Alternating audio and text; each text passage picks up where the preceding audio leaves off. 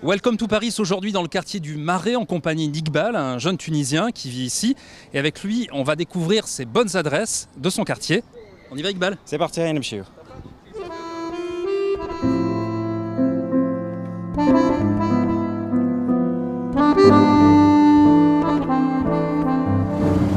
Bonjour.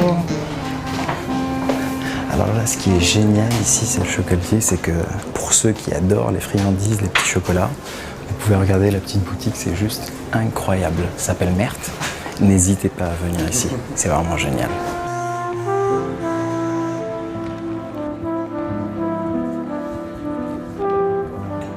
Ce qui est incroyable dans ce quartier, c'est non seulement la vie de quartier, mais aussi les monuments historiques. Il y a beaucoup de musées, il y a beaucoup de petits squares, il y a beaucoup de petits jardins. Je crois que c'est l'un des plus beaux quartiers de Paris, certainement même. Là, on arrive devant le petit parc, l'un de mes parcs préférés. Ce qui est incroyable ici, en fait, c'est que partout où on regarde, il y a la petite sculpture en plein milieu. Et puis il y a pas mal d'éléments historiques qui ne sont pas du tout organisés mais qui ont une grande valeur historique un peu partout. Donc il suffit à chaque fois de regarder, à chaque fois je découvre un petit détail. Et juste en face et à côté du centre culturel suédois, on a le jardin Lazar Ashlin, un petit bijou. Et c'est là où je viens me bouquiner justement parce qu'on est vraiment au calme.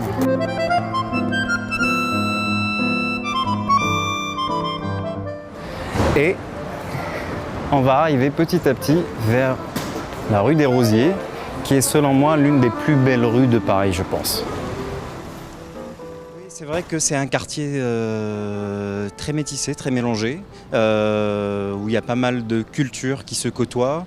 Je ne dirais pas que je retrouve ce que je voyais auparavant en Tunisie, mais ce qui est admirable, ce qui est génial, c'est que les gens arrivent à vivre où les cultures peuvent se mélanger en parfaite harmonie, je dirais.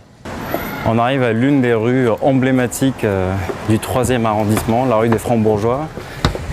Et juste à l'intersection, un petit bijou architectural, les choguettes de l'hôtel d'Angoulême qui fait le coin. C'est une sorte de sentinelle ancienne. C'est là où on voit qu'en se baladant dans le 3e arrondissement, on fait un petit voyage dans le temps en fait. Il y a de l'architecture de toutes les époques.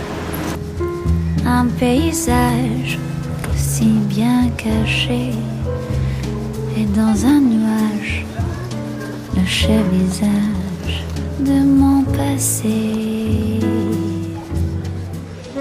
Pour être sincère, j'ai du mal à me voir quitter Paris. Vous savez, on dit qu'on n'est pas parisien quand on est né à Paris, mais quand on renaît à Paris. Et je pense avoir vécu ma renaissance à Paris. C'est vraiment une ville où je m'y retrouve.